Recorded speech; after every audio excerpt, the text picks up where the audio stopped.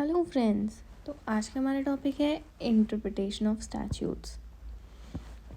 वो interpretation of statute होता क्या है? इंटरप्रिटेशन ऑफ स्टैट्यूट पढ़ने से पहले हमको ये पता होना चाहिए कि what is a statute. Statute is a written law enacted by the legislative body of the government. मतलब जो भी लॉज हमको दिए जाते हैं बाय द लेजिस्लेचर, जैसे कि हमें पता है कि लेजिस्लेचर ही बॉडी है जो लॉज बनाती है। तो जो भी हमको वो लॉज मिलते हैं, इसमें जो ये वर्ड लॉ है उसे जो यूज़ हुआ है रिटन लॉ में, उसका मतलब जो है ना वो बिल्कुल सेम है जो आर्टिकल 13(1)(a) में दे रखा है हमारे कॉन्स्टिट्यूशन में, जिसमें ये कहा गया है जिसमें ये बताया गया है लॉ में इंक्लूडेड क्या क्या होता है। तो लॉ में इंक्लूडेड जैसा कि हम जानते हैं रूल्स, रेगुलेशंस, ऑर्डर्स एट्सेट्रा, वो सारी चीज़ें इंक्लूडेड होती हैं। नोटिफिकेशंस हो गए और ये सारी चीज़ें। तो अब जो हमारी स्टैट्यूट्स होते क्या है, जैसे हमारा आईपीसी हो गया, सीपीसी हो गया, सीआरपीसी हो गया, कॉन्ट्रैक्ट लॉ हो गया, मतलब कॉन्ट्रैक्ट एक्ट हो गया, ये सब स्टैट्यूट्स हैं जिन्हें हम रेफ़र करते हैं। मतलब एविडेंस एक्ट को हम रेफ़र करते हैं कि एविडेंस कैसे पेश होगा, और पीनल कोड को हम रेफ़र करते हैं कि मतलब क्या क्या पनिशमेंट्स है, क्या क्या सब चीज़ें दे रखी है, क्या क्या चीज़ें गलत होती है, जैसे एक्सटॉर्शन हो गया, जैसे रॉबरी हो गया, फ्रॉड वगैरह हो गया। तो ये सारी चीज़ें स्टैट्यूट में बताई है। तो इंटरप्रिटेशन क्या होता है? Interpretation is the process to determine the meaning of the statute और other legal provisions. Statutes are also known as legislative enactments or backbone of any legal system. These statutes are the primary source of most of the law jurisdictions, and statutes play a vital role in regulation of all aspects of the society. तो interpretation is an art जिससे true sense of the legislation या enactment जो हम find करते हैं। Interpretation, जैसा कि हम जानते हैं, किसी भी चीज़ को इंटरप्रेट करना, मतलब अगर कोई लाइन लिखी हुई है, हम कुछ भी बोलते हैं, ठीक है, तो उसका मतलब निकालते हैं कि अगर किसी ने इंग्लिश में कोई चीज़ बोली या फिर हिंदी में कोई चीज़ बोली, तो उसका जो मतलब होता है वो हमें पता लगना चाहिए। मैंने कोई चीज़ बोली, अब सामने वाले ने उसे गलत वे में इंटरप्रेट कर ली, तो वो चीज़ फिर मिसलीडिंग हो जाती है।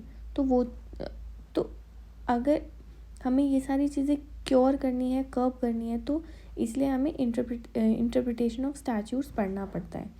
हमें इंटरप्रेट करना आना चाहिए कि वो चीज़ क्या लिखी हुई है, उसको एकदम उसका सही मीनिंग हमें इंटरप्रेट करना आना चाहिए। तो what is interpretation of statutes? जैसे कि बात करी हमने, interpretation of statute is the backbone of our legal system. This is the process of determining the meaning of law, true meaning, the true sense of the enactment or the law.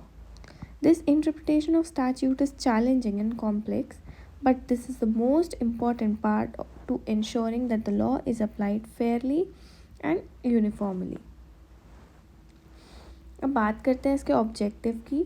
तो interpretation का objective होता है to determine the intention of the legislature, whether that intention is conveyed impliedly or expressly, that is interpreted through interpretation of statute.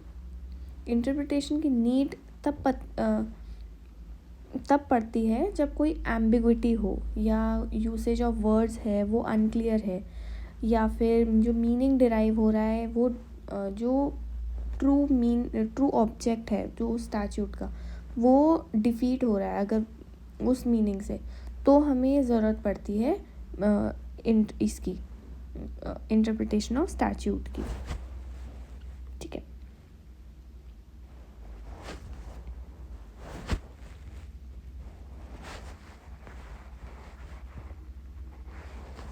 अब देखिए अगर हम kinds of interpretation, तो दो टाइप के होते हैं, लिटरल इंटरप्रिटेशन और फंक्शनल और logical interpretation. Literal interpretation is one where the court is not allowed to add or modify in the legislation. इसमें जो लैंग्वेज होती है उसको एकदम स्ट्रिक्टली फॉलो करा जाता है. मतलब अगर ए लिख गया है तो ए ही है वो. अगर लिख दिया गया है कि ये चीज़ फ्रॉड है तो वो चीज़ फ्रॉड ही है, उसको किसी और तरीके से इंटरप्रेट नहीं करेंगे. या फिर फॉर दैट मैटर कुछ भी है, मैंने जस्ट एग्जांपल लिया है. ठीक है. इसमें जो होता है ना कि आप डिक्शनरीज़ वगैरह रेफ़र करते हो तो उसमें एक मीनिंग होता है, आप उसी चीज़ को मान लेते हो. बिल्कुल सेम चीज़ इसमें ग्रामेटिकली देखा जाता है कि मीनिंग क्या है. जो भी ग्रामेटिकल मीनिंग होता है उसी को मान लिया जाता है, उसमें कुछ भी अमेंडमेंट्स या चेंजेस वगैरह नहीं होते. उस अदर हैंड अगर हम देखें लॉजिकल इंटरप्रिटेशन और फंक्शनल को, तो लॉजिकल इंटरप्रिटेशन में होता है according to the code. According to this, the court is allowed to do modifications. Judges deviate from the literal meaning and look elsewhere to decipher the intent behind the law. इसमें क्या होता है कि जो court होता है उसके पास एक पावर होती है कि वो अगर कोई भी चीज़, मतलब कोई भी जो लॉ है, मतलब जो स्टैट्यूट में दे रखा है, उस जो वर्ड है उससे अगर कोई मीनिंग ऐसा निकल रहा है जो एम्बिगुअस है. एम्बिगुअस मतलब एक ही चीज़ के दो मीनिंग्स. तो अगर कोई ऐसी चीज़ है या फिर इनकन्सिस्टेंसी है इसमें स्टैट्यूट में, या फिर there is a lacuna in the law itself, मतलब कि इनकम्प्लीटनेस है कहीं पे, मतलब कोई चीज़ लिख रखी है वो पूरी नहीं लिख रखी. और फोर्थ की जो लॉ, जो भी इंटरप्रेट हो रहा है, जो भी चीज़ निकल के आ रही है, जो भी मीनिंग निकल के आ रहा है, वो जो ट्रू स्पिरिट ऑफ लॉ है उसको डिफीट कर रही है. तो हम लॉजिकल इंटरप्रिटेशन लगाएंगे और इसमें जो कोर्ट है वो मीनिंग निकाल सकती है उसका, मतलब अपनी तरफ से इंटरप्रेट कर सकती है, जिससे कि जो ट्रू स्पिरिट ऑफ लॉ है वो चीज़ डिफीट ना हो, एम्बिग्विटी भी ना आए, इनकम्प्लीटनेस भी ना रहे. ठीक है. अब जल्दी से हम देख लेते हैं एड्स टू इंटरप्रिटेशन. अब हमें पता है कि एक जो स्टैट्यूट होता है उसके अंदर टाइटल, प्रीएम्बल और ये हेडिंग्स वगैरह और इलस्ट्रेशंस, प्रोविजंस, एक्सप्लेनेशंस वगैरह सब दे रखे होते हैं. तो वो इंटरनल एड हो गया. मतलब अगर हमें किसी चीज़ का मीनिंग निकालना है या हमें कुछ चीज़ समझनी है, तो जैसे हमने देखा होगा कि कोई भी अगर हम सेक्शन रेफ़र करते हैं तो अगर उसमें कुछ भी ऐसी चीज़ होती है जो हमें समझ में ना आए तो उसका नीचे एक्सप्लेनेशन दे रखा होता है. तो वो एक्सप्लेनेशन इसलिए दे रखा होता है ताकि जो इंटेंट है, जो रियल जो जिसने लेजिस्लेचर बनाया है उसका जो ट्रू इंटेंशन था वो चीज़ हमें पता लग जाए. तो वो चीज़ होती है इंटरनल एड में. इसमें हम जो अंदर ही अंदर की चीज़ होती है, जो एक एक्ट के अंदर, जो एक स्टैट्यूट के अंदर ही चीज़ें दे रखी होती है, हम उसी से ही डिसाइफर करते हैं कि सारी चीज़ें क्या है. मतलब हमें अगर कुछ भी ढूंढना होता है तो वो हम एक स्टैट्यूट के अंदर ही देखते हैं. और नीचे मैंने गलती से इंटरनल एड लिख दिया है, वो एक्सटर्नल एड है. एक्सटर्नल एड में क्या होता है कि बाहर की चीज़ें भी देखी जाती है. मतलब एक स्टैट्यूट है, अगर उसमें कोई भी ऐसी एम्बिग्विटी वाली चीज़ है लेकिन उसका आपको ना प्रोवाइजो दे रखा है, ना टाइटल में कुछ दे रखा है, ना प्रीएम्बल में कुछ दे रखा है, ना किसी भी चीज़ में विद इन दी स्टैट्यूट आपको कुछ भी नहीं दे रखा है, तो हम बाहर की चीज़ें रेफ़र करेंगे. जैसे कोई भी स्टैट्यूट होता है तो उसके पीछे जो जो बनाते हैं उनका जो कंटेक्स्ट होता है, जिसके वजह से उन्होंने बनाया होता है, जो इंटेंशन होती है उनकी, तो वो सारी चीज़ें हमें तब पता लगेंगी जब हम उसकी हिस्ट्री में जाएंगे. तो कभी कभी वो हिस्ट्री पे रेफ़र करी जाती है. कभी कभी जो सोसाइटल डेवलपमेंट्स होते हैं, इकोनॉमिक डेवलपमेंट, सोशल डेवलपमेंट्स, इनको भी रेफ़र करा जाता है. कभी कभी रेफरेंसेस लिए जाते हैं अदर स्टैट्यूट्स वगैरह से. तो जब भी आप स्टैट्यूट के अंदर ही अंदर से देखते हो, सारी चीज़ें डिसाइफर करते हो, तो वो इंटरनल एड हो जाता है। बाहर निकलते हो एक स्टैच्यूट से दूसरे स्टैच्यूट में जाते हो तो एक्सटर्नल एड हो जाता है। ठीक है, अब फटाफट से हम रूल्स देख लेते हैं। तो फर्स्ट रूल है लिटरल रूल। लिटरल रूल का मतलब होता है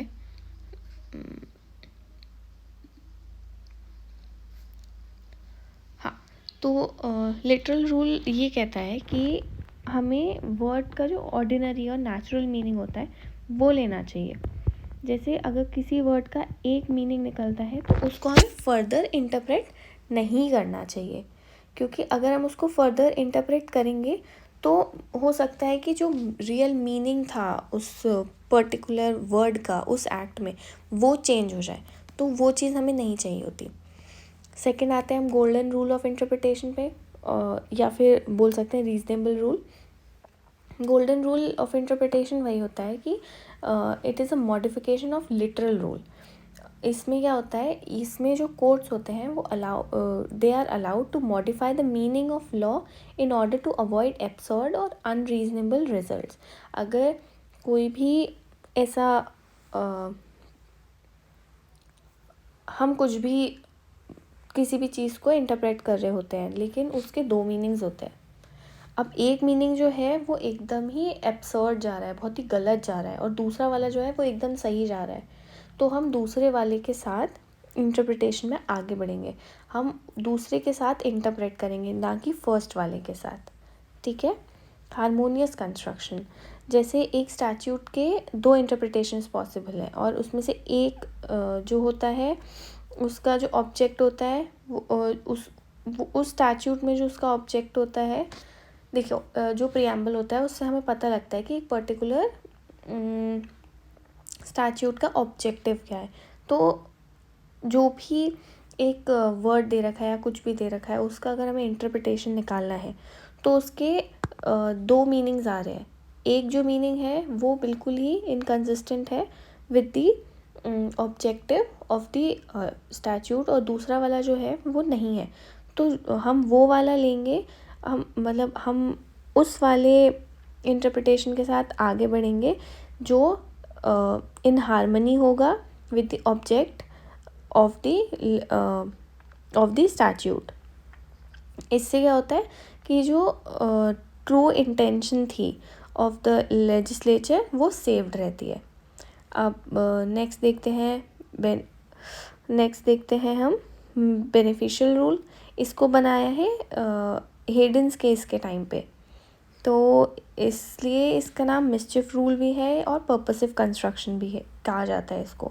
ये रूल कहता है कि अगर आपके पास एक लॉ है और उसमें बहुत सारे इंटरप्रिटेशंस पॉसिबल हैं तो यू शुड आस्क 4 क्वेश्चंस। पहला कि इस एक्ट से पहले लॉ क्या था, जो आपने नया एक्ट बनाया उससे पहले लॉ क्या था। सेकंड कि ऐसा कौन कौन से रॉन्ग्स और डिफेक्ट्स थे जो ओल्ड लॉ में कवर्ड नहीं थे। थर्ड, उन डिफेक्ट्स वगैरह को जो पिछले पुराने वाले लॉ में कवर्ड नहीं थे उनको नए लॉ में कैसे उनको एड्रेस किया गया है, उनको क्या रेमेडीज़ प्रोवाइड करी गई है। और फोर्थ, जो रेमेडीज़ लाने का रीज़न वो एग्जैक्ट उसका रीज़न क्या है, उसके पीछे उसका मतलब क्या है। ठीक है, अब एक्सेप्शनल रूल पे आते हैं। जैसे हम देखते हैं ये वैसे बहुत सिंपल रूल है। जैसे हम देखते हैं कि स्टैट्यूट में बहुत ऐसे वर्ड्स होते हैं जिनका कोई मीनिंग वगैरह नहीं होता, जैसे और एंड वगैरह हो गया, तो हमें उन्हें भी इसी तरीके से इंटरप्रेट करना चाहिए कि उनका जो मीनिंग है वो ज़रा सा भी हिंड्रेंस ना कॉज करे इंटरप्रिटेशन में। लास्ट पे आता है एडजस्टिव जनरस। इसका मतलब होता है ऑफ द सेम काइंड। मतलब जैसे आप मान लो कि आप एक कोई सीरीज़ आपको दे रखी है, बनाना, एप्पल, ऑरेंज, तो आपको पता है कि ये फ्रूट्स की सीरीज़ चल रही है, तो अगर आगे डैश है तो आप उसमें फ्रूट ही भरोगे, आप उसमें वेजिटेबल नहीं भरोगे या फिर आप उसमें कोई प्लांट नहीं भर दोगे, तो आपको पता लग जाता है कि एकदम सेम काइंड की चीज़ें है। तो जो एडजस्टिव जनरस होता है वो यही चीज़ होती है कि अगर आपको एक स्टैट्यूट में मोटर व्हीकल्स एक्ट में अगर आप मान लो कि आपको कुछ दे रखा है जिसमें आपको दे रखा है कि कार्स, ट्रक्स और बसेस वगैरह, तो आपको ये समझ में आ रहा है कि इसमें जो रोडवेज़ वाली व्हीकल्स हैं वो ही आ रहे हैं, कवर्ड है, और उसमें आपको एटसेट्रा लिख रखा है। कार्स, ट्रक्स और बसेस और टेम्पोज एट्सेट्रा. तो एट्सेट्रा में you have to fill a roadways, not airplane और जेट फाइटर और एनीथिंग. तो ये सारी चीज़, तो इससे आपको पता लगता है कि आपको उस की कैटेगरी क्या चल रही है और उसी चीज़ से कि बाकी चीज़ों को देख के समझना है कि नेक्स्ट क्या आएगा. ठीक है, तो यहीं पे हम एंड करते हैं. I hope you like the video. Thank you.